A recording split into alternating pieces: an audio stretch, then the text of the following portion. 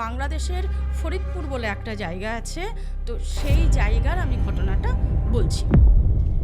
ওই মুর্শিদাবাদের একটা মহামেডান ফ্যামিলি, ওদের খুব ইচ্ছা ছিল বাংলাদেশে থাকবার। ওরা একটা জিনিস খেয়াল করছে, মাছ রান্না করলে ওরা সেদিন বাড়িটায় প্রচণ্ড পরিমাণে উৎপাত করছে।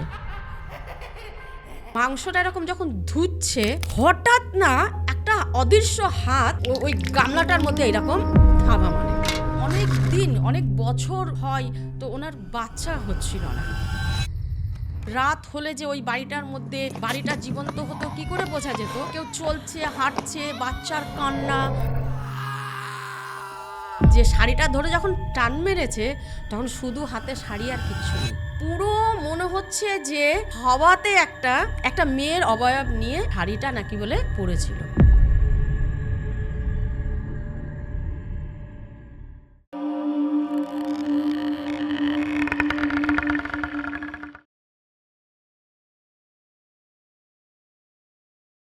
শুক্রবারের রাত আর রাত 9টা মানেই হরর মাইন্ডসে হরর পডকাস্ট। আজকের পডকাস্টে আমাদের নতুন অতিথি রুনা সাহা। কেমন আছেন?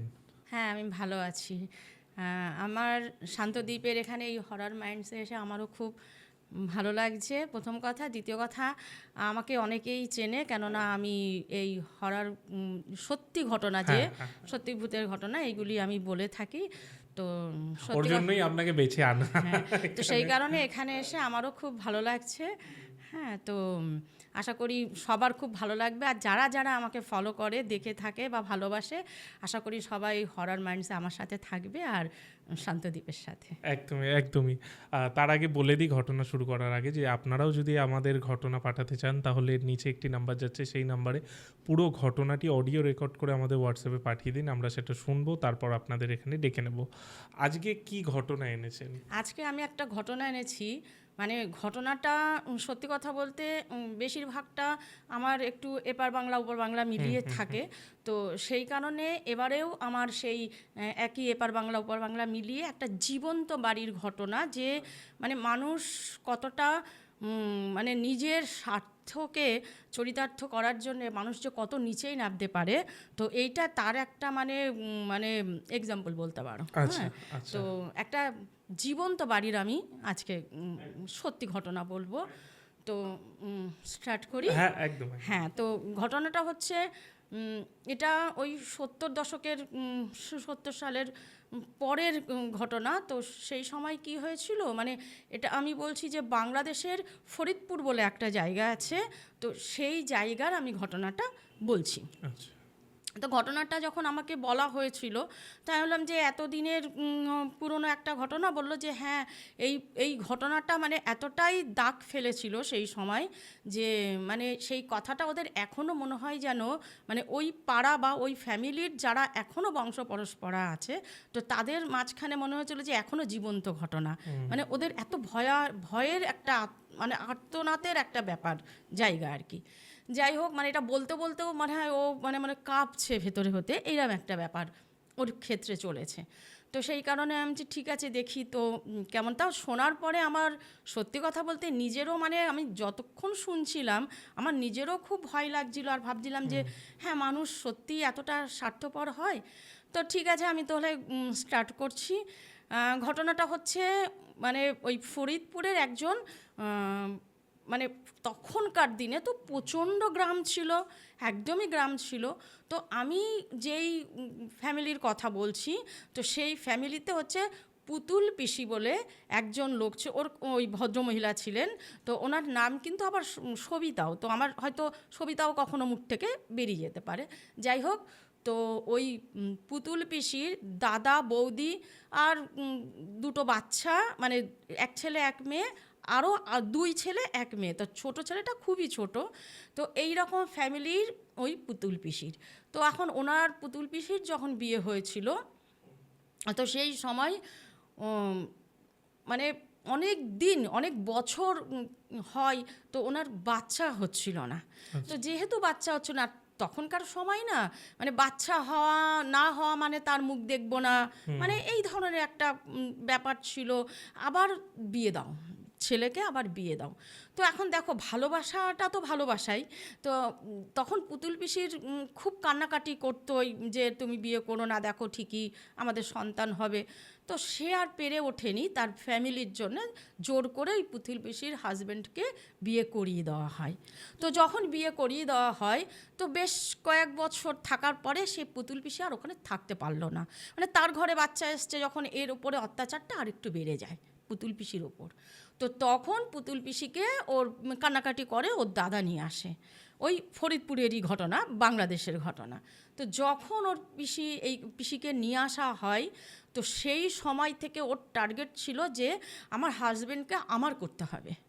তো আমার করতে হবে তো আর ওভাবে হয় না, ও তখন একটা অন্যরকম সাইড নিল, কি না আমাকে কালো জাদুর মাধ্যমে আমার হাজব্যান্ডকে আমার কাছে ফিরিয়ে আনতে হবে, বা আমার সন্তানও হতে পারে এই ক্ষেত্রে। তো তখন কি করলো, মোটামুটি ওই পুতুলের দাদা ওনার সাথ দিল।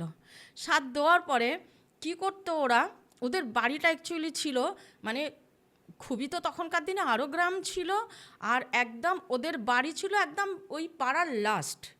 এবারে ওই বাড়ির সাথে মানে লাস্টে গিয়ে আর কোথাও যাওয়ার জায়গা নেই, ওটাই লাস্ট।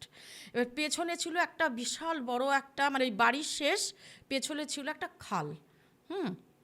তারপর বাড়িটা অনেকটা জায়গা নিয়ে, ওদের বাড়িটা যেহেতু লাস্টে, তো সেই জন্যে ওদের কি হতো না, ওই পুতুল পিসি যত রকমের ওই তখনকার দিনে না ওই মেলা ঠেলা এগুলি হতো, তো সেইখানে ধরো কোথাও চৈত্র সংক্রান্তিতে কোনো সাধু বাবা আসলো, বা কোনো শ্মশানে কোনো তান্ত্রিক, এই একটা সঙ্গ ওই পুতুল পিসি খুঁজতে থাকলো। তো আস্তে আস্তে যাই হোক সেই সঙ্গটা পেল, আস্তে আস্তে ও কালা জাদুতে মানে এতটা সিদ্ধহস্ত হয়ে গেল যে মানে ওটা করতে করতে ও শ্মশানে গিয়ে বসতো। এমনকি যেখানে যেখানে এই ধরনের মানে ওই তান্ত্রিক যারা আছে, যারা মারণ ওচাটন করে, এই নয় কি যে এইরকম এমনি সাধু বাবা না, ভয়ানক যারা কিনা যখন তখন বান মারতে পারে, যখন তখন মানুষের ক্ষতি করতে পারে, এই টাইপের একজন মানে সাধু বাবার সাথে আস্তে আস্তে মিশতে থাকলো। তো মিশতে মিশতে এমন হলো, ওই সাধু বাবা ওকে বলল যে তুমি যদি জাগাতে চাও নিজেকে, তোমার স্বামীকে, বা তুমি যদি পুত্র সন্তান লাভ করতে চাও, তাহলে তোমাকে বলি দিতে হবে। বলি দিতে হবে মানে কত আশ্চর্য একটা ঘটনা। তো বলি দিতে হবে বলতে মানে বাচ্চাদের, তোমার বাচ্চাকে বলি দিতে হবে। তো ও তখন এতটা ডেসপারেট হয়ে গেছে ওই পুতুল পিসি যে হ্যাঁ আমি চেষ্টা করব। তখন যে চেষ্টা না, তুমি যদি করো তাহলে তোমাকে ডাকিনি যোগিনী হাকিনি জাগাবো আমি তোমার বাড়িতে এসে, হ্যাঁ আমি জাগাবো। তো ওদের বাড়িটা ছিল সেটাও একটা মানে ভৌতিক একটা পরিস্থিতি বাড়িটার। প্রথম কথা হচ্ছে বাড়িতে কোনো তখনকার দিনে আম কাঁঠাল এই সমস্ত গাছ, সাধারণ নারকল থাকতোও, কিন্তু এদের বাড়িতে কি হয়েছিল, তোমার বাঁশ গাছ, হ্যাঁ তারপরে বলছে যে এরকম চালতা গাছ, মানে যে সমস্ত অশুভ টাইপের গাছ, হ্যাঁ এই টাইপের গাছ প্রচুর ছিল। বাঁশ গাছ, বড় বড় হচ্ছে গিয়ে তোমার তেঁতুল গাছ, এই টাইপের গাছ প্রচুর ছিল। তো ওদের বাড়ির একদম শেষ মাথায় হচ্ছে ওই বাঁশ ঝাড় ছিল, আর ওখানটায় ও তখন ওই বেদিটা তৈরি করে। হ্যাঁ ওই তেঁতুল গাছ, মানে ওই বাঁশ গাছ, বড় বড় কলা গাছ, এই সমস্তর মাঝখানেও বেদিটা তৈরি করে। তাতে কি হয়, মানে পাড়ার লোকের থেকে ওরা অনেকটা মানে নিজেকে আবডাল করতে পারে। কেননা তোমার পাড়ার লোক জানতে পারবে না, আর তখনকার দিনে তো এরকম কাঠা জায়গা থাকতো না, বিঘে বিঘে জায়গা থাকতো। তো কে কার মেরে ধরে পাট করলেও কেউ বুঝতে পারবে না তোমার বাড়ির লাস্ট সীমানায় তুমি কি করছো। তো যাই হোক পুতুল পিসি এবারে এই জিনিসগুলি এতটা হাবি ওর উপরে হয়ে গেল যে আমি কতটা পাচ্ছি দেখছে না, আমি কতটা পাবো দেখছে এটার থেকে। তো তখন ওই পুতুল পিসি কী করে, তখন ওই ডাকিনি ওর বাড়িতে তান্ত্রিক আসতো, তান্ত্রিক আসতো, আর ওকে নিয়ে ওই পুতুল পিসিকে নিয়ে একটা বেদি তৈরি করলো বাঁশ ঝাড়ের মধ্যে। বাঁশঝাড়ের মধ্যে একটা বেদি তৈরি করার পর ওখানে তখন ওই ডাকিনী, যোগিনী আর লাস্ট মুভমেন্টটা হলো হাকিনী। মানে ওটার ওপরে আর কিছু হয় না, ওটা মানে একদম কাঁচা, অনেকে বলে না কাঁচা খেগো দেবতা বা কাঁচা, এও তাই, মানে কাঁচা খাবার, মানে রক্ত পিপাসু। হাকিনী হচ্ছে মানে রক্তর স্বাদ, সে আপন পর্যায়ে তুমি আমাকে আরাধ্য, তুমি আমাকে এনেছো, কিন্তু প্রয়োজন হলে আমি তোমারও ক্ষতি করতে পারি, তোমার থেকেও আমি মানে নিজের খাবার আমি চাহিদা পূরণ করতে পারি, এই রকম। তো তখন বলা হয়েছিল যে ওই সাধু বাবা বলেছিল যে দেখো, তান্ত্রিক বলেছিল যে তুমি যদি লাস্ট মুভমেন্টে হচ্ছে হাকিনীকে তোমার আনতে হবে। এবার যখন তুমি এই 3 জনের উপাসনা করবে তখন কিন্তু তোমাকে বলিটা বাড়িয়ে দিতে হবে। তোমার এই 4 বছর মানে 5 বছর অবধি তোমাকে বাচ্চা নিয়ে এসে বলি দিতে হবে। আচ্ছা ঠিক আছে, সেটা হলো। বলিটা এবারে দেওয়ার জন্যে বাচ্চা কোথায় পাওয়া যায়? তখন কি করলো, এমনি দেখো তখনকার দিনে অনেক বাচ্চা হতো মায়েদের, হ্যাঁ এটা ন্যাচারাল ছিল। তো বাচ্চারা কোথায় কে খেলছে, কোথায় কে কী করছে, এটাও অনেকের হিসাবের অনেক সময় বাইরেই থাকতো, কোন বাচ্চা কোথায় খেলছে। এরা কি করতো, দাদাকে ওই কাজে লাগিয়ে নিল পুতুল পিসি। দাদাকে নিয়ে ওরা দূর পাড়ায় যেত, দূরের পাড়ায় গিয়ে বাচ্চারা খেলছে, তাদেরকে খাবারের লোভ দেখিয়ে বা যেভাবেই হোক ওই বাচ্চা নিয়ে এসে ওরা ওই অমাবস্যা আসলেই সেই তিথি নক্ষত্র হিসাবে ওই বাচ্চা বলি দিত। তো ওই বাচ্চা যখন ওরা বলি দিত, এই বলি দেওয়ার মাধ্যমে কি হলো, ওদের বাড়িতে একদম বাড়িটা আস্তে আস্তে জীবন্ত একটা বাড়ি, মানে রাত হলে যে ওই বাড়িটার মধ্যে বাড়িটা জীবন্ত হতো কি করে বোঝা যেত, কেউ চলছে হাঁটছে, বাচ্চার কান্না, ওই যে বাচ্চাগুলিকে যে বলি দেওয়া হতো সেই বাচ্চাগুলি দৌড়াদৌড়ি করতো, খেলতো, মানে তাদের অশরীরী আত্মা, হ্যাঁ দৌড়াদৌড়ি করতো, খেলতো, কেউ কাঁদতো, মানে এইরকম একটা ভয়ানক একটা বাড়ির পরিস্থিতি ছিল। তো ওই পুতুল পিসি আর তার দাদা যখন ওরা 2 জনে এতটা পরিমাণে বাড়িটার মধ্যে এই কাজগুলি করছিল, তা কিছু কিন্তু পাড়ার লোক বুঝতে পারছিল। তো এটা স্বাভাবিক কথা, এরকম একটা ঘটনা। আর তখনকার দিনে তো মানুষের বাড়িতে যাওয়া আসা করতো, তা সেইখানে তো দাঁড়িয়ে আরও লোকে যখন বুঝতে পারলো যে কিছু তো এরা করছে, কিন্তু বুঝতে পারতো না, রাতের অন্ধকারে করতো, তো বুঝতে পারতো না যে কি করছে, তবে কিছু একটা অমঙ্গল, একটা অঘটনা এই বাড়িতে ঘটছে, বা এদের সাথে যদি আমরা মিশি বা আমরা যাওয়া আসা করি হয়তো আমাদেরও অমঙ্গল হবে। তো এইরকম একটা পরিস্থিতিতে দাঁড়িয়ে আস্তে আস্তে পাড়ার লোকও ওদের সাথে, ওদের বাড়িতে আসা বা ওদের সাথে মেশা মোটামুটি বন্ধ করে দিল। বন্ধ করে দেওয়ার পরে কি হলো, ওদের আরও এই ব্যাপারটা করতে সুবিধা হলো। মোট কথা ওই বাড়িতে লোকের যাওয়াটাই বন্ধ। এমনকি রাত হলে ওদের বাড়ির মানে বাড়ি বলতে তো আর পাশাপাশি নয়, অনেকটা জায়গা জুড়ে বাড়ি, অনেকটা। তখনকার দিনে পাঁচিলটা ছিল, এরকম ছিল না যে ওয়ালতোলা বাড়ি, সেই সমস্ত কিছু ছিল না। দূর থেকে জানতে হতো যে ওই বাড়িটা, তো ওই দূর থেকে ওই বাড়িতে ওরকম ধোঁয়ার কুণ্ডলি উঠতো, বাচ্চার কান্না হতো, এমনকি অশরীরী যে একটা মানে আগমন, সেটা আরও দূর থেকে লোকে ব্যাপারটা বুঝতে পারতো। তো যাই হোক, ওদেরকে মোটামুটি সবাই এড়িয়ে চলতো। তো সেই কারণে এই রকম এখন পুতুল পিসির কী হলো, মানে এটা এমন একটা নেশায় পরিণত হলো, এখন আর মানে ওই যে মাসে একটা বলি দেওয়ার মধ্যে নেই। এখন সে সবসময় চাইছে, চাহিদাটা এত বাড়ছে, ওই হাকিনীকে যখন ডেকেছে ঠিক সেই সময় থেকে ওদের চাহিদাটা বেড়েছে যে বলির আরও বাড়াতে হবে। তো বলি যখন বাড়াতে হবে, বাচ্চা কোথায়? এবার তো লোকে তো আরও সতর্ক হয়ে গেছে।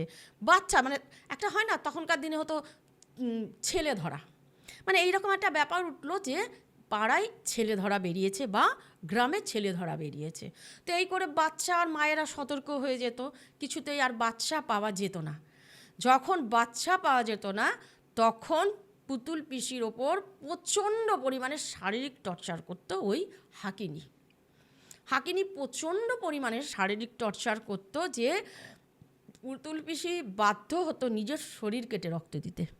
আচ্ছা, মানে ও তো হাকিনীকে ডাকা মানে আমাকে খেতে দাও, হ্যাঁ, বাচ্চাদের যেরকম দুধ লাগে, মানে দুধ দিতেই হবে, ওই হাঁকিনি মানে তাকে রক্ত দিতেই হবে, তার পিপাসা তোমাকে মেটাতে হবে।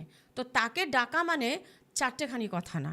তো যখন এই রকম চলছে যে ওই পিসির শরীর থেকে কেটে তো রক্ত দিতে হচ্ছে, বাচ্চা পাওয়া যাচ্ছে না, তো সেই সময় কি হলো, পুতুল পিসিরা এবার ওর বাচ্চা যে মানে ওর দাদার যে একটা বাচ্চা আছে, ছোট বাচ্চা, তো তখন ওর বৌদি দেখলো যে ওই যে তান্ত্রিক আসে, তান্ত্রিকের খুব ইচ্ছে, মানে আমি বলতে পারছি না, আমার নিজেরই গায়ে কাটা দিচ্ছে, ওই তান্ত্রিক যে আসে তার খুব ইচ্ছে যে ওই দাদার বাচ্চাটাকে, মানে আর তো পাওয়া যাচ্ছে না, আর বাচ্চা পাওয়া যাচ্ছে না, যে দাদার বাচ্চাটাকে যেন দেওয়া হয়। কারণ ওর তো তৃপ্তি পাচ্ছে না, ওর তৃষ্ণা মিটছে না, ওইটুক করে এরকম হাত পা কেটে ওকে রক্ত দিচ্ছে, তো সেইভাবে ওর তৃষ্ণা মিটছে না, এবার ওর তৃষ্ণা মেটাতে হবে, না হলে কিন্তু টর্চারটা আরও বেড়ে যাচ্ছে, বাড়ির ওপরে যখন তখন উৎপাত চালু হয়ে যাচ্ছে। তো সেই সময় ওরা কি করলো, যে ওর বৌদি তখন দেখলো যে না, এটা স্বাভাবিক, আমার বাচ্চা আমি কেন দেব, অন্য লোকের বাচ্চা দিতে হয়তো তাদের মায়া কষ্ট কিছুই হয়নি, নিজের বাচ্চা তো দেওয়া যায় না। তো তখন ওর দাদা আর পিসি ওরা ঠিক করলো এখান থেকে পালাতে হবে। আচ্ছা, এখান থেকে আমাদের পালাতে হবে, কেন প্রথম কথা হচ্ছে বাড়ি পুরো জীবন্ত, আমাদের কাউকে ছাড়বে না, আজকে বাচ্চা চাইছে, কালকে আরেকজনকে চাইবে, এই করে করে আমাদের প্রত্যেককে ওরা ওদের পিপাসা মেটাবে আমাদেরকে দিয়ে। তো যখন সেই তান্ত্রিককে বলা হলো যে বাবা আমি তো আর এইটা জোগান দিতে পারছি না, আমি আর পারছি না, তখন বলছে যে না, তোমাদের তো যখন হাকিনিকে এনেছো, তো তোমার বিপদ এটা হবেই, তোমাকে এটা চালিয়ে যেতে হবে, যে বলিটা তোমাকে চালিয়ে যেতে হবে, নাহলে এখানে আমিও কিছু করতে পারবো না, আমিও এরপরে বিপদে পড়বো, আমি কিন্তু আসবো না, কেন আমার তো শরীর বন্ধন আছে, সব ঠিক আছে, কিন্তু তোমাদের কিন্তু প্রচুর ক্ষতি হবে। তখন এরা দেখলো যে আমার স্বামীর সন্তান যাই হোক না হোক দেখার দরকার নেই, আমার পাওয়ার দরকার নেই, এখন আমাকে বাঁচতে হবে। তো তখন ওর বৌদি বিশেষ করে, মানে কখনো যদি দিয়ে ফেলে, তখন ওর বৌদি ওর দাদাকে এরকম প্রচণ্ড পরিমাণে বোঝায়, পুতুল পিসির দাদাকে, যে দেখো ওর তো বিয়ে হয়ে গেছে, কিন্তু ওর তো সন্তান না, সন্তান তো আমাদের, তো এই সন্তানকে বা আমার ফ্যামিলিকে রক্ষা করার দায়িত্ব কিন্তু আমাদের, তো তুমি এখন কি করবে, চলো আমরা এখান থেকে পালিয়ে যাই, বাড়ি ছেড়ে আমরা পালিয়ে যাই। তখন ওর পিসিকেও আলাদাভাবে বোঝানো হলো যে দেখ কি করতে চাস, তখন বলছে দাদা তুমি যেটা ভালো বোঝো সেটা, ও প্রচণ্ড পরিমাণে ভয় পেয়ে গেছে, যে তোমরা যেটা ভালো বোঝো তোমরা সেটা করো। তো তখন না একটা চালু ছিল, এটা আমিও শুনেছি, তো আমি যেহেতু বাঙাল আমিও এটা জানতাম, যে বিনিময় প্রথা চলতো, মানে আমার বাড়ি তুমি নেবে, তোমার বাড়ি আমি নেব। তো এরা তখন কি করলো, এদের এক দূর সম্পর্ক আত্মীয়র সাথে এরা যোগাযোগ করে, এই পুতুল পিসিরা যোগাযোগ করে তখন বলে যে তোমরা দেখো যে যদি কোনো ফ্যামিলি এই বাড়িতে আসে, আমরা এখানে থাকবো না, আমরা এখান থেকে ইন্ডিয়ায় চলে যেতে চাই, আমরা ইন্ডিয়ায় চলে যাব, ইন্ডিয়ার কোনো ফ্যামিলি যদি এইখানে আসে। তো ওই মুর্শিদাবাদের একটা মহামেডান ফ্যামিলি, ওদের খুব ইচ্ছা ছিল বাংলাদেশে থাকবার, বুঝেছো, যখন দেশ স্বাধীন হয়ে যায় তখন এরকম অনেক মহামেডান ছিল, মুসলিম ফ্যামিলি ছিল যারা কিনা বাংলাদেশে চলে গেছে, আর অনেক ফ্যামিলি ছিল যারা কিনা ইন্ডিয়ায় চলে এসেছে। তো তখন এরা ঠিক করলো যে হ্যাঁ আমরা তাহলে যাব।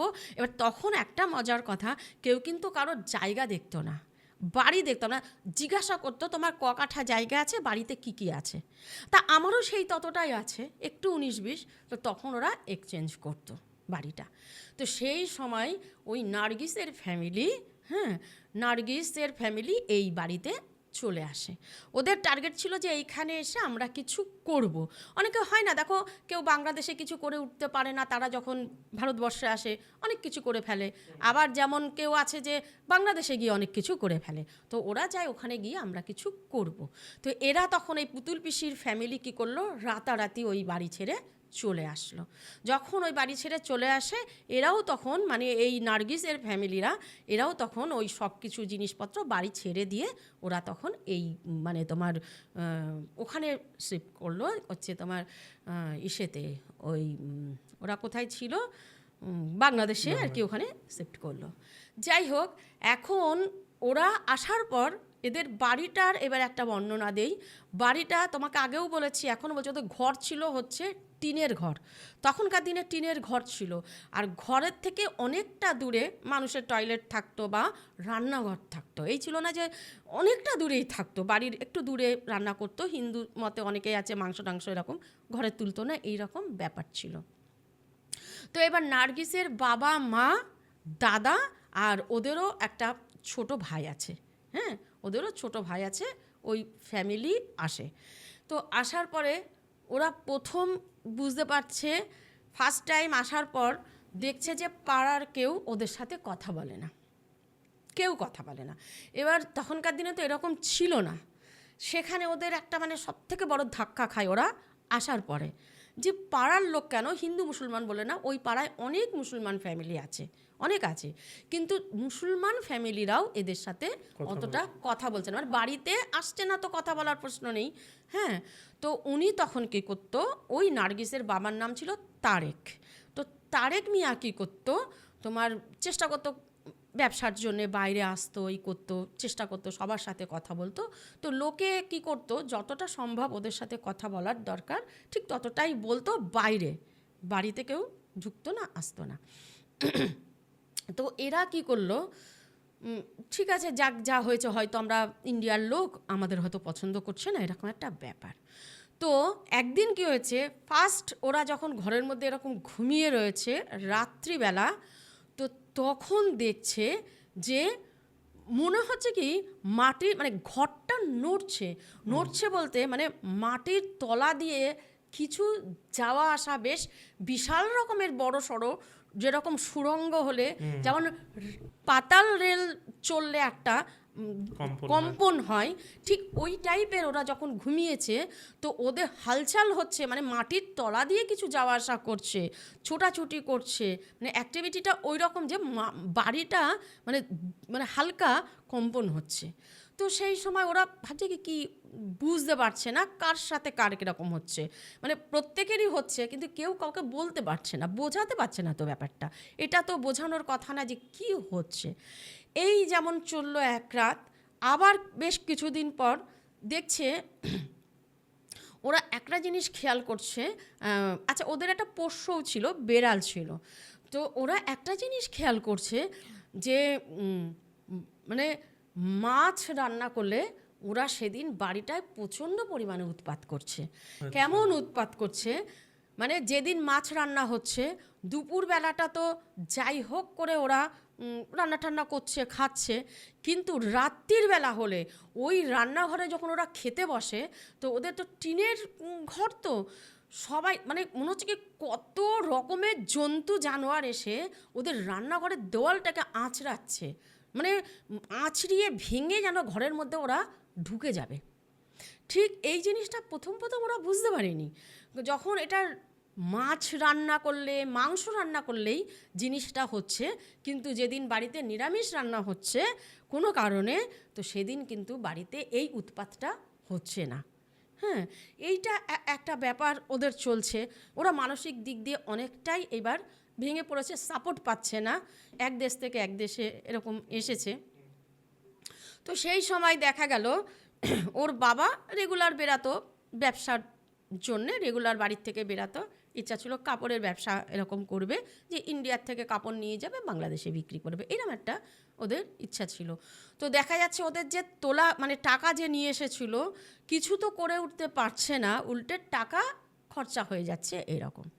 তো একদিন রাত্রিবেলা কি করেছে, যখন এই রকম হচ্ছে যে কিছুতেই রান্নাঘরে ওরা আর মাছ খেতে পারছে না, কিছুতেই না, তো একদিন দিনের বেলা, সেদিন ছিল অমাবস্যা, তো অমাবস্যার দিন দিনের বেলা একদিন ওর মা মানে সবসময় একটু চিন্তায় থাকে, টেনশানে থাকে, এরকম একটা হচ্ছে, বাড়িটা ঠিকঠাক হচ্ছে না, একটু ভয় লাগছে, সবাই একটু আতঙ্কে আছে, ভয় পাচ্ছে।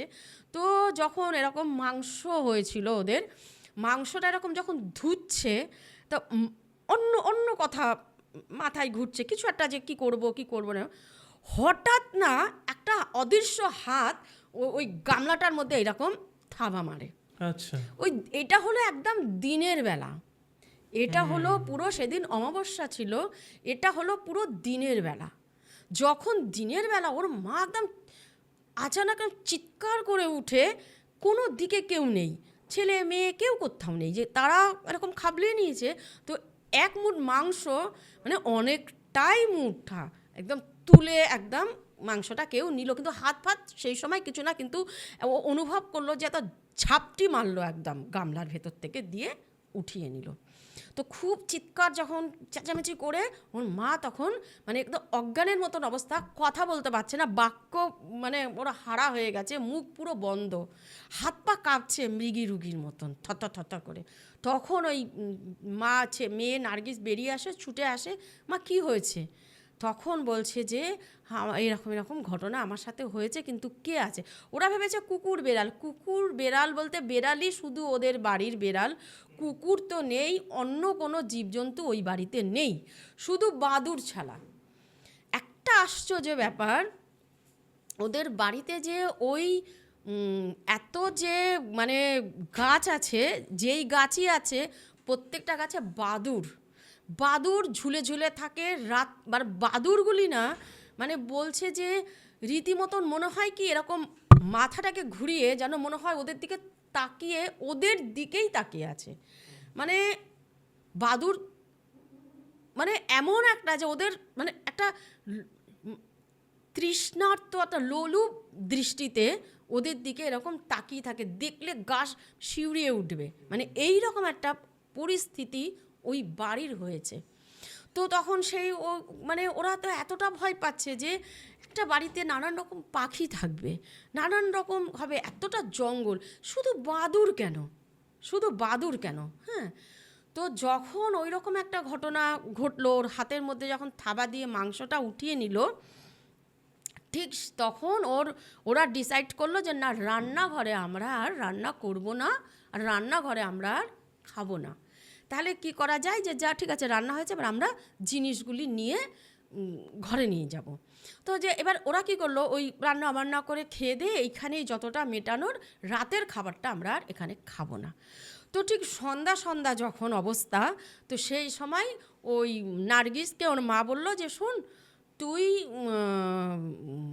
আমি কিছু কিছু করে ধরে দিচ্ছি তোর হাতে, আর তোর আব্বাকে বল বারিন্দায় দাঁড়িয়ে থাকতে, আমি তোর হাতে দেবো। তুই মানে অনেকটা ডিস্টেন্স থাকতো, তো তখন রান্নাঘরটা অনেকটাই দূরে ছিল, তো আমি যে খাবারগুলি দিচ্ছি এই খাবারগুলি তুই নে, আমি রান্নাঘর থেকে অ্যারেঞ্জ করে তোর হাতে দিচ্ছি, তুই এগুলি তোর আব্বার হাতে দে, আব্বা ঘরে রেখে দেবে। এই কথাটা ওরা ওদের শোয়ার ঘরে বলেছে। শোয়ার ঘরে বলে বেরিয়ে এসছে ওর মা, বেরিয়ে এসে ওর মা খাবারগুলি দিচ্ছে, খাবার নার্গিস নিচ্ছে, কিন্তু ওটা নার্গিস ছিল না। আচ্ছা, নার্গিস কিন্তু শোনেইনি ওর মা কি বলেছে। নার্গিস ঘরের মধ্যে, মানে আমি নিজেও বলতে পারছি না, নার্গিস ঘরের মধ্যে ঘুমিয়ে রয়েছে।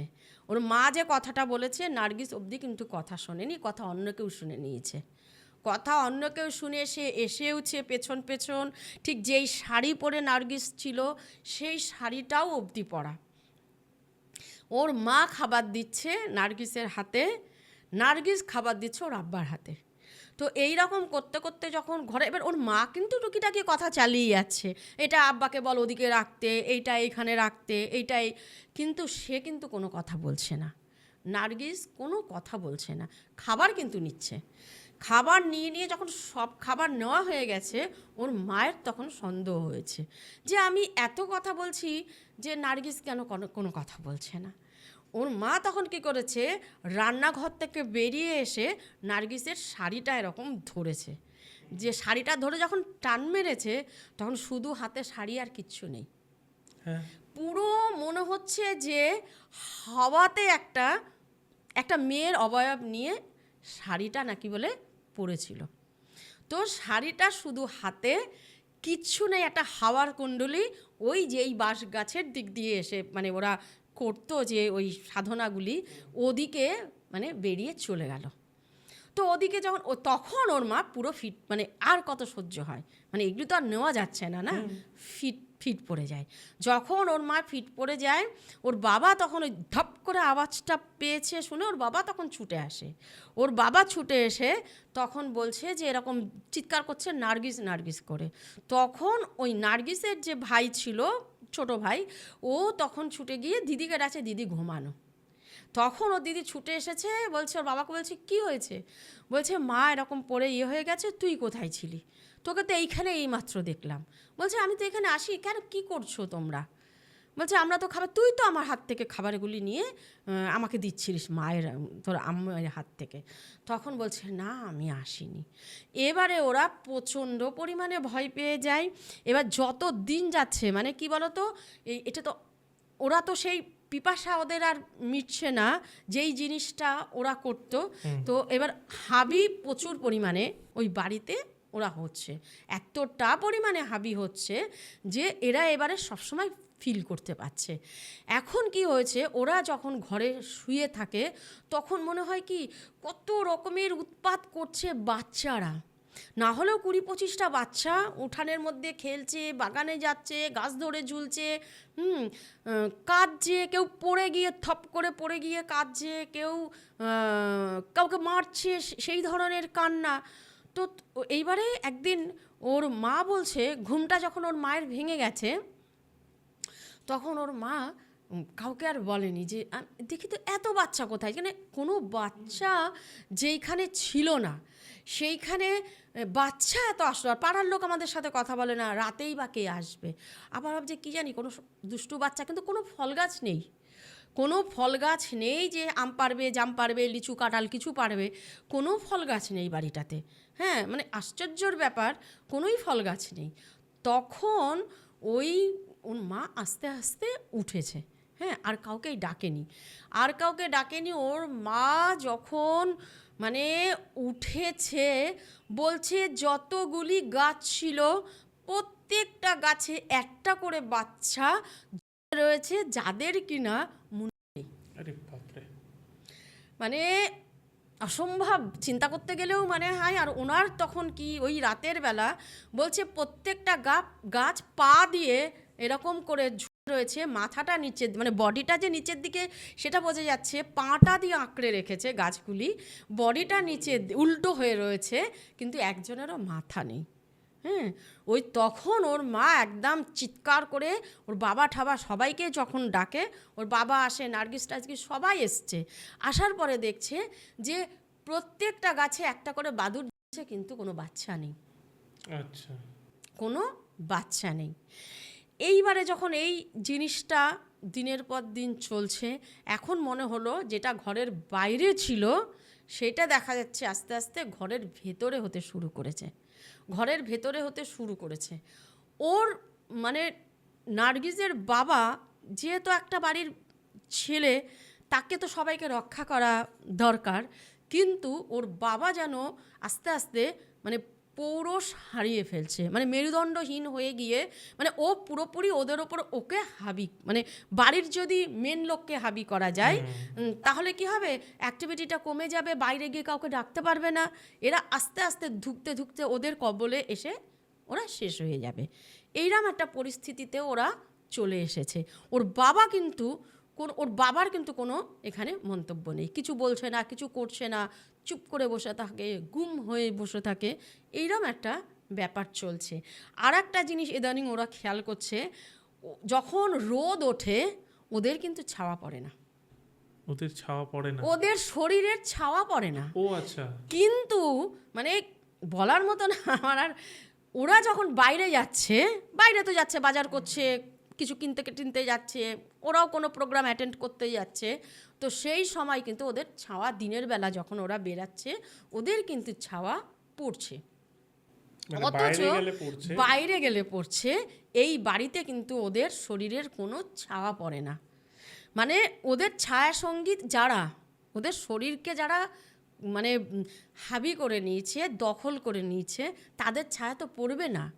তো সেই কারণে ওদের বাড়িতে যখন ওরা থাকছে, বেরিয়ে যখন যাচ্ছে, তখন তো ওদের শরীর থেকে ওরা যাচ্ছে না।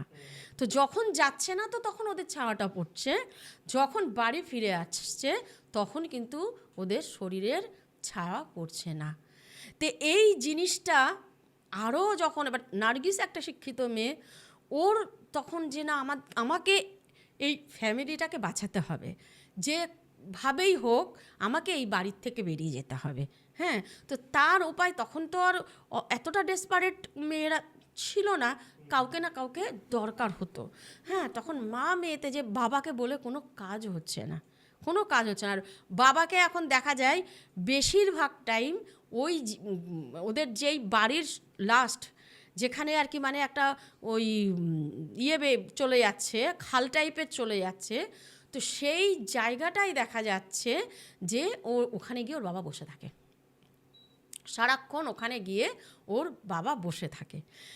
তো একদিন ওরা এরকম ঘরের মধ্যে ঘুমিয়ে রয়েছে, তো এই জিনিসটা নার্গিসও এবার বুঝতে পারলো, যেটা কিনা ও এতদিন পর বুঝতে পেরেছে। ও মনে করছে ওর পুরো শরীরটাকেও চাটছে। আচ্ছা, মানে বিভৎস আঠালো কোনো জিনিসে ওর শরীর মানে সমানে চেটে যাচ্ছে সারা শরীর। তো ও তখন ঘুমিয়েছিল, ও ভাবছে আমি স্বপ্ন দেখছি। হ্যাঁ, তো বলছে যে এত পরিমাণে চাটছে সারা শরীরটা, এত চটচটে একটা ব্যাপার হচ্ছে। তখন ও ঘুমটা জোর করে ঘুমটাকে এরকম ভাঙিয়ে দেয়। যখন ঘুমটাকে এরকম ভাঙিয়ে দেওয়ার পর তখন ও দেখছে যে ঘরের ফাটল, মানে ওই যে টিনের ঘর, দরজার কোথাও ফাঁকা টাকা কোথাও আছে, ও দেখছে বাদুড় বেরিয়ে যাচ্ছে। বাদুড়গুলি এরকম বেশ কিছু, মানে তার কতক্ষণ আগের থেকে বেরাচ্ছে ও জানে না। ওর যখন ঘুমটা ভেঙেছে ও তখন দেখলো 2-1টা বাদুড় ওই ফাঁকা দিয়ে বেরিয়ে চলে যাচ্ছে। ও তখন তাড়াতাড়ি করে এরকম ওর শাড়িটা যতটা হাত পা দিয়ে যতটা তোলা যায় তুলে দেখছে, মানে চটচটা তো ভাব আছেই, রক্ত জমে জমে, মানে চারিদিকে এরকম মারলে যেরকম রক্ত জমে যায় ওই রকমভাবে রক্ত চারিদিকে শরীরের জমে গেছে। তখন ওর মাকে তাড়াতাড়ি করে ও তুলে ওর মাকে বলল যে মা, আমার জানো তো এরকম এরকম স্বপ্ন দেখলাম, কিন্তু স্বপ্ন যদি মিথ্যে হয় তাহলে আমার শরীরের স্পটগুলি কোথার থেকে আসলো। তখন ওর মা বলছে যে দেখ তোরা তো ভয় পাবি, আমারও এরকম হয়েছে। মাও তখন দেখালো যে এই রকম হচ্ছে। এবার বাচ্চাদের তো বলতে পারছে না, এখন মা আর মেয়ে যতটা সম্ভব পারছে যে এই ব্যাপারটাকে আয়ত্ত করার। তো তখন ওরা কি করলো, একটা দিন হলো যে যেহেতু রক্ত পিপাসুটা মিটছে না, হঠাৎ একদিন ওরা আবিষ্কার করলো যে ওদের বেড়ালটা পাওয়া যাচ্ছে না। যেই পোষ্যটা ছিল, বেড়ালটাকে সবাই খুবই ভালোবাসতো, বেড়ালটাকে পাওয়া যাচ্ছে না। তো একদিন দেখলো ওর বাবা ওই বাঁশ ঝাড়ের ওখান থেকে, ওই বেদির ওখান থেকে বাবা বেরিয়ে আসলো। তো বাবা ওইখানে বেরিয়ে আসলো, তো বাবাকে বলছে যে বাবা এরকম আমি এরকম পুষিকে পাচ্ছি না খুঁজে, তো ওকে দেখেছো? বাবা মানে একটা ফার্স্ট টাইম একটু চমকে গেল, তারপর বলছে কি জানি, আমি জানি না, আমি বলতে পারবো না বলে উনি ঘরে, এখন আর মানে কোনো বাইরে যাওয়া নেই, উনি সবসময় ঘরেই বেশিরভাগ থাকেন। তো কি জানি কি মনে হতে ওই নার্গিস আস্তে আস্তে ওদিকে গেছে, গিয়ে দেখছে ওই বেড়ালটা ওখানে মরে পড়ে আছে। মরে পড়ে আছে বেড়ালটা, মানে প্রাণ নেই বিড়ালের। এইবারে বেড়ালটাকে সবাই এত ভালোবাসতো, তো খুব বাড়িতে এরকম ওদের মন খারাপ, কান্নাকাটি করছে। হ্যাঁ, তো তারপরে এইবার ওরাও ঠিক করলো যে আর এখানে আমরা থাকতে পারবো না, আমরা এখানে থাকতে পারবো না। তাহলে কে এই বাড়ির মানে আর কি যে ওই এক ফ্যামিলি যে কিনা এই পুতুল পিসির আত্মীয় ছিল, এদেরও জানাশোনা ছিল, কেন ওই বহরমপুরে এদেরও বাড়ি ছিল। তো সেই তখন ওদের সাথে ওরা মানে যোগাযোগ করবে যে আমরা আর এই বাড়িতে আমরা থাকতে পারছি না, থাকবো না। হ্যাঁ, তো এইটা যখন ওরা ঠিক করলো, ঠিক তার পরদিন ওর মানে বাবার ওপরে এতটা পরিমাণে হাবি হয়ে গেছে, ওর বাবা ঘর থেকে বেরিয়ে ওই বাঁশঝাড়ের দিকে যেতে গিয়ে না হোঁচট খেয়ে পড়ে যায়। যখন হোঁচট খেয়ে পড়ে যায় তো ওর বাবার পা কেটে গিয়েছিল, অনেকটাই পা কেটে গিয়েছিল। ওই পা কাটার থেকে যখন রক্ত পড়ছে তো আওয়াজ পেয়ে তো ওরা মা মেয়ে ছুটে এসেছে, বাচ্চারা ছুটে এসেছে। তখন দেখছে ওর বাবা হাসছে, হ্যাঁ, আর ওই বেড়ালটা কোথার থেকে ফিরে এসেছে, ওই বেড়ালটা ওই রক্তটা খাচ্ছে। আচ্ছা, কিন্তু ওর বাবার কষ্টও নেই, আর ওর বাবা আনন্দ পাচ্ছে ওই বেড়ালটাকে রক্ত খাওয়াতে। তো তখন ওরা দেখলো, আর এক সেকেন্ড যেখানে আমার বাবা মানে ইয়ে হয়ে গেছে, হ্যাঁ, তখন আমরা আর এখানে থাকতে পারবো না। তখন মা মেয়েতে কি করলো, ওরা মাজারে, কেন ওখানেও অনেক মহামেডান ছিল, তো ওদের মাজারে গিয়ে তখন এরা জানালো যে কি কি ঘটনা ওদের বাড়িতে হচ্ছে। তখন ওই মাজারের যেই পীর বাবা ছিলেন উনি বলল যে দেখো, আমি কিন্তু এগুলি করি না, আমি এগুলি করি না। তো যেই ধরনের কথা বলছো, ওরা তো জিন বলে, ওরা তো আমাদের মতন এরকম ডাকিনী যোগিনী কিংবা মানে ওই দশম মহাবিদ্যার এই সমস্ত, ওরা তো কিছু বোঝেও না, কিছু জানেও না। তখন বলল যে তাহলে তোমার বাড়িতে জিন আছে, জিনের চলাচল হচ্ছে, জিন আছে, কিন্তু আমি তো এইগুলি পারি না। আর সত্যি কথা বলতে আমি মনে হয় অতটা পড়ে কতটা কি উঠবো আমি জানি না। তো বললো না বাবা, আপনাকে আসতেই হবে। পীর বাবাকে একবারে মা সত্যি, কারণ ওদের চেহারা দেখে সত্যি হাজার হোক ওরাও মহামেডান, এরাও, ওদের একটা খারাপ লেগেছে নিজেদের এরকম ইসের ওপরে এরকম হচ্ছে। তখন ওই পীর বাবা ওর যে অ্যাসিস্ট্যান্ট ছিল, মানে অ্যাসিস্ট্যান্ট বলতে যে ওই পীরের ওর কাজ করতো, পরিষ্কার টরিষ্কার করতো, হ্যাঁ, কিছু জানতো, সেও কিছু জানতো, এমনি ও জাস্ট মাদুলি দিত, এছাড়া যে আর কিছু যে এই যে জিন ফিন তাড়ানো এইগুলি উনি জানতো না। তখন বললো যে ঠিক আছে, তবুও আমি চেষ্টা করছি, হ্যাঁ, যে নার্গিস আম্মা তুমি বাড়ি যাও, আমি চেষ্টা করছি। ও তখন কি করলো, যেই ছেলেটা ওর কাছে ছিল তাকে বলল তুই বাড়ির ভেতরে ঢুকবি না, তুই বাড়ির ভেতরে ঢুকবি না, আমি যাচ্ছি।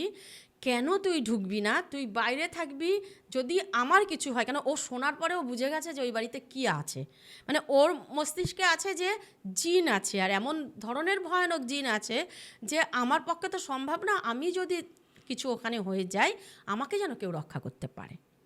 তখন সেই অবস্থাতে ও বলল যে তুই কিন্তু বাইরে থাক, তুই বাইরে থাক, আমি আসছি।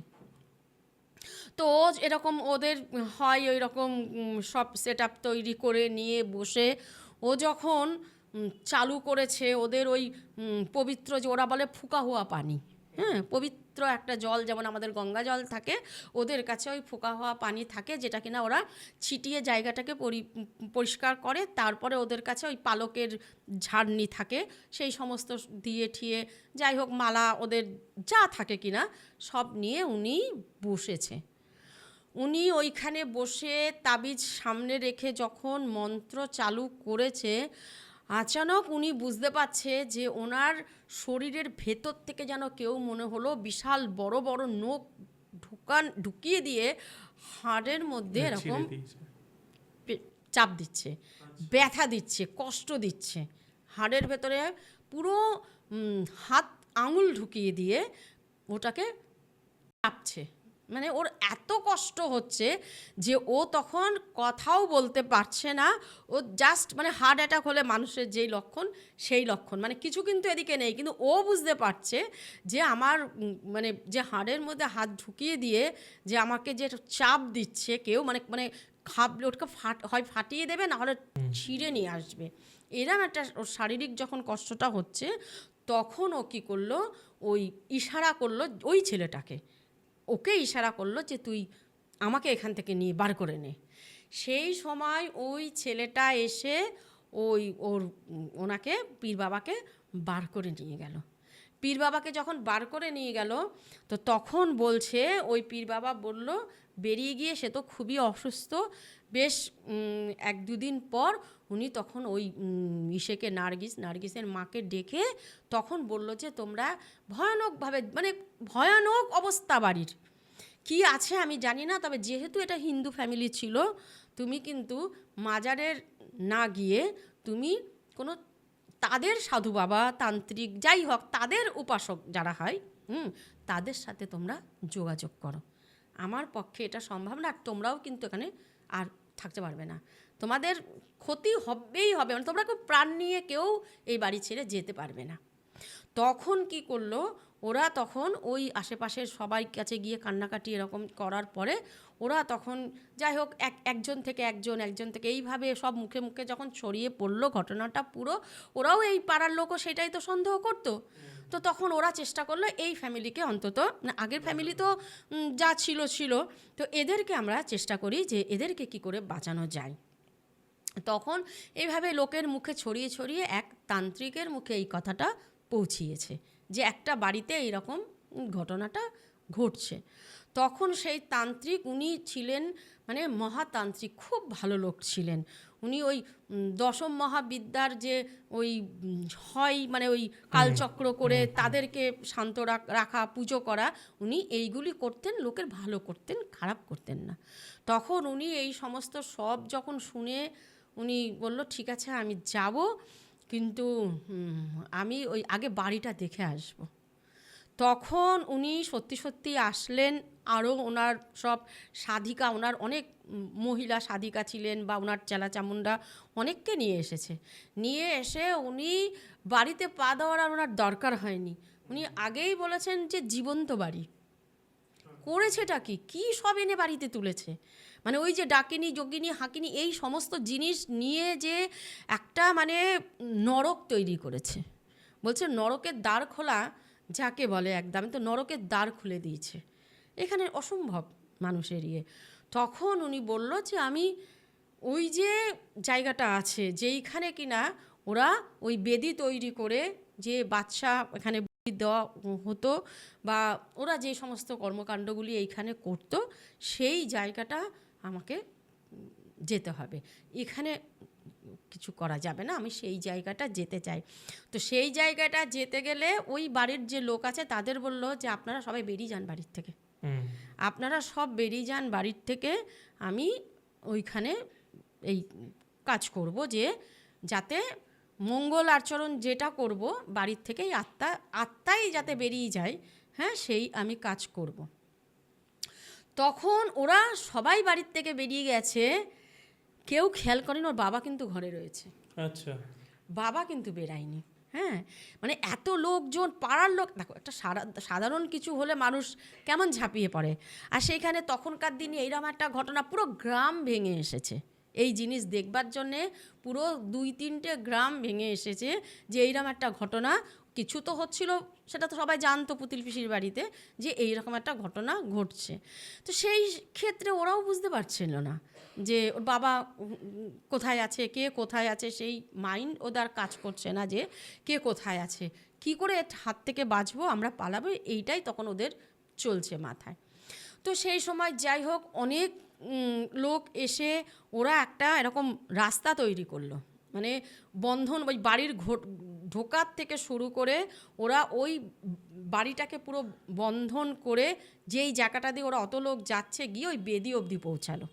বেদি অবধি পৌঁছিয়ে পুরো বেদিটাকে ওরা বন্ধনা করে নিল, যাতে মানে ওই বন্ধনটা দিল কেন, এই আত্মা বা এদের কোনো ক্ষতি না করে, আর কারোর ক্ষতি না করে, সেই হিসাবে ওইখানটায় করে তারপরে গিয়ে চললো ওই তান্ত্রিকের সেই উপাচার, মন্ত্র পুজো আর হচ্ছে যজ্ঞ। বিশাল রকমের নাকি বলে যজ্ঞ হয়েছিল। বলছে যে সকাল থেকে যজ্ঞ চালু হয়, প্রায় সন্ধ্যা অবধি ওই যজ্ঞ শেষ হয়। তো ওই যজ্ঞটা এমন হয়েছে, বলছে হঠাৎ মানে এত হাওয়া দিচ্ছে, যত রকমের গাছের পাতা আছে, মানে এমনিতেও বাঁশ গাছে দেখবে উঁচু হয়ে থাকে পাতা পড়ে পড়ে, সব পাতা উড়ে গিয়ে ওই যজ্ঞের ঢিপিতে, মানে ওরা এদিকে আছে যেই জায়গাটার মধ্যে ওরা এই দুরাচারগুলি করতো, কালো জাদু করতো, ওই ঢিবিটার মধ্যে আস্তে আস্তে হাওয়া গিয়ে গিয়ে স্তরে স্তরে পাতাগুলি পড়ে পড়ে একটা বেশ বড় উঁচু একটা ঢিবি তৈরি করে। তো উনি যখন যজ্ঞ করে ওই হাওয়াতে, মানে বলছে যে একটা আশ্চর্য ঘটনা, যজ্ঞের ফুলকি গিয়ে আস্তে করে গিয়ে ওই পাতাটার মধ্যে পড়ে। যখন পাতাটার মধ্যে গিয়ে পড়ে তখন দাউ দাউ করে সে ন্যাড়া পোড়ানোর মতন ওই কালো জাদুর যেই বেদিটা ওইটা জ্বলতে থাকে। ওইটা যখন জ্বলছে তো সেই সময় সাধু বাবা বললো সব এবার বেরিয়ে যাও, সব চলে আসো। ওদের চেলা চামুন্ডাকে বলছে তোমরা কিন্তু আর এখানে থাকবে না। মানে পুড়ছে মানে মাটির তলাতেও যদি কোনো অপশক্তি, এই যে বাচ্চাদের বলি দিয়েছে, তারা কিন্তু আসছে ওই একটা জায়গাতে আসছে যেইখানে কিনা এইটা জ্বলছে। ওরা কিন্তু আহুতিতে চলে আসছে, ওদের আহুতি হবে এই এই এই জায়গায়। তো তোমরা চলে আসো। হ্যাঁ, সবাইকে ডেকে ওরা বাড়ির বাইরে দাঁড়িয়ে দেখছে কি ভয়াবহ অগ্নিকাণ্ড হচ্ছে। তার ভেতরে ওর বাবা ছুটে গিয়ে দাঁড়িয়ে পড়েছে ওই আগুনের মধ্যে। ওর বাবা যে ছিল ঘরের মধ্যে, আমি আগেই বললাম, সেটা কিন্তু ওরা জানতো না। যে আমি আগেই বলেছি যে ওর বাবা কখন ঘরের মধ্যে নিজেকে, ওর ভেতরে রয়েছে। তো মানে এরা তো আর বেরাতে পারবে না, যেইভাবে বাড়িটাকে বন্ধন করে এরা বেরিয়ে এসেছে। তো ওই আহতি যজ্ঞ যেই ধরনের আহতি দেওয়া হয়েছে, ভূত আহতি, প্রেত আহতি, নানান রকমের আহতি তো ওখানেই দেওয়া হয়েছে, যে তাদের যেন উদ্ধার হয়, তারা যেন মুক্তি পায়, বা যারা যেখান থেকে এসেছিল তারা যেন সেখানে চলে যায়। তো তা ওর বাবার ওপরে তো পুরো পুরো ছায়াটা, কালো ছায়াটা তোর বাবার ওপরে রয়েছে। উনি যে কখন গিয়ে ওই আহতির পাশে গিয়ে দাঁড়িয়ে পড়েছে। তো যখন গিয়ে ওর বাবা আহতির পাশে দাঁড়িয়ে পড়েছে, সাথে সাথে উনি ওই লুঙ্গি আর পরা ছিলেন, উনি একদম দাউ দাউ করে জ্বলতে শুরু করে। কিন্তু স্টিল না, উনি দাঁড়িয়ে আছে, একদম কোনো কান্নাকাটি ছটপটার নেই, মানে মনে হচ্ছে যেন একটা হাসিই আছে মুখে, এইরকম একটা ভাব। যখন এবার তো মা বাবা ভাই বোন আছাড়ি বিচারি কান্না, কাউকে উনি কিন্তু ঢুকতে দেয়নি। তান্ত্রিক বলছে তোমরা কিন্তু কেউ ঢুকবে না। তুমি কাকে নিয়ে যাচ্ছিলে? ওনাকে তো তুমি নিয়ে যেতে পারতে না, গেলে তো ওই এর শরীরে বহন করে সেই জিনিসই তো তোমাদের ফ্যামিলিতে আবার সেখানে হতো। তো যেইখানের জিনিস সে সেইখানেই রয়ে গেছে, সেখানেই রয়ে গেছে।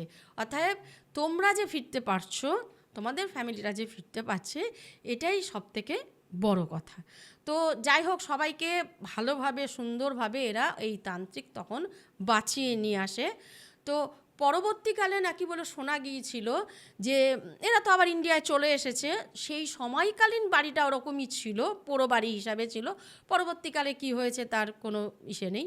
তো ওই যে পুতুল পিসি যেই এই জিনিসটা করেছে, তো দেখো ওনাকে কিন্তু তার মূল্য দিতে হয়েছে। উনি নাকি বলে ইন্ডিয়াতে বসে বসে কাজ করেছে, আহুতি দিয়েছে বাংলাদেশে।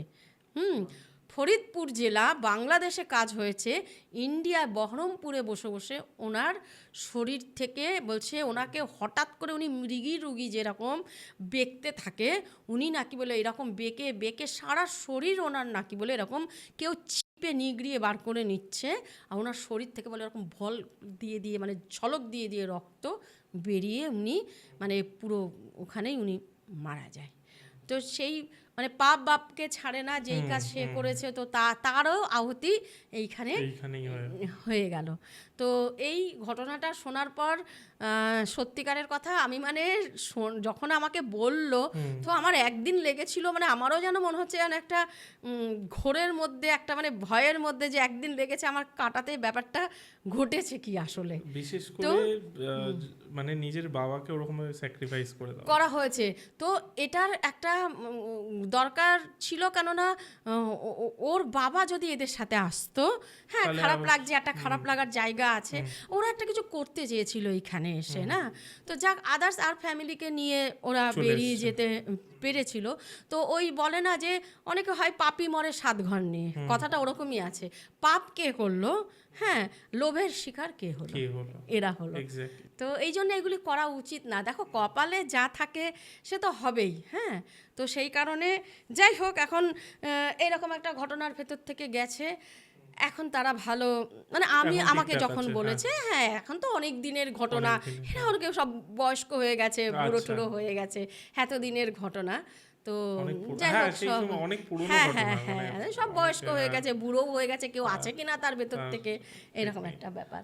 তো যাই হোক, এই ছিল আমার একটা সত্যি ঘটনা। তো সত্যি অদ্ভুত একটা ঘটনা। আর বিশেষ করে মানে এরকম ঘটনা প্রায় শোনাই যায় না। একটা মানুষ, একটা ফ্যামিলি ইন্ডিয়া থেকে বাংলাদেশে গেছে, নিজের কাজের জন্য বা কাজের- আরো নিজের ওখানে পায়ের তলায় থাকার মাটি জন্য, খুঁজে, হ্যাঁ হ্যাঁ হ্যাঁ ওখানে হ্যাঁ, থাকার এটাই, জন্য। হ্যাঁ কিন্তু সেখানে অন্য এক ফ্যামিলি সমস্যায় রয়েছে বলে হ্যাঁ। তারা না জানিয়ে বাড়িটাকে বিক্রি করে নিজেরা সুবিধা চলে পাওয়ার আসাটা, জন্য চলে হুম, আসলো, আর একটা ফ্যামিলিকে ফাঁসিয়ে দিল। এটা মানে এটার কোনো মানে হয় না। মানে সেটাই। মানুষ এতটা মানে এটাই বোঝা যাচ্ছে এখন আমাদের এই যুগে এখন বলা হয় যে মানুষ এরকম ক্রুয়াল হয়ে যাচ্ছে, এই হয়ে যাচ্ছে, বাট তখনও ছিল। তখনও ছিল, হ্যাঁ, এটাই প্রমাণিত। হ্যাঁ, যাই হোক, আপনাদের কেমন লাগলো এই ঘটনাটি জানাতে ভুলবেন না, অবশ্যই কমেন্ট করুন। আর আগামী শুক্রবার আবারও দেখা হচ্ছে ঠিক রাত 9টায়। আপনি আবারও আশা করছি আসবেন আমাদের চ্যানেলে আরও বিভিন্ন ঘটনা নিয়ে। আর থ্যাংক ইউ, আপনি এই ফার্স্ট টাইম এলেন। আশা করছি আগামী দিনে আরও আমরা পডকাস্ট করব। তোমাকেও, তোমার চ্যানেল আমার খুব ভালো লাগে, Thank you. আর তোমাকে তো খুবই ভালো লেগেছে। যাই হোক, হ্যাঁ চেষ্টা করব আবার, যেহেতু আমাকে আমাকে যারা ভালোবাসে, হ্যাঁ এখনো অবধি আমি সবার মেসেজ পাই যে আন্টি তুমি কবে আসছো, তোমাকে খুব মিস করছি। কানাডা থেকে অনেকে আছে, আচ্ছা। একজন মোহামেডান ফ্যামিলি কানাডায় আছে, সে আচ্ছা। আমাকে সবসময় কন্ট্যাক্ট করে যে তুমি কবে আসছো আন্টি, তোমাকে আবার শুনতে চাই। তো যারা আমাকে ভালোবাসো বা আমার চ্যানেলে আমার গল্প শুনেছো, তারা নিশ্চয়ই হ্যাঁ দেখবে, ফলো করবে, প্রচুর প্রচুর একদম, থ্যাংক ইউ, কমেন্ট করো। Thank you. আবার দেখা হচ্ছে পরের শুক্রবার রাত 9টায়। Thank you.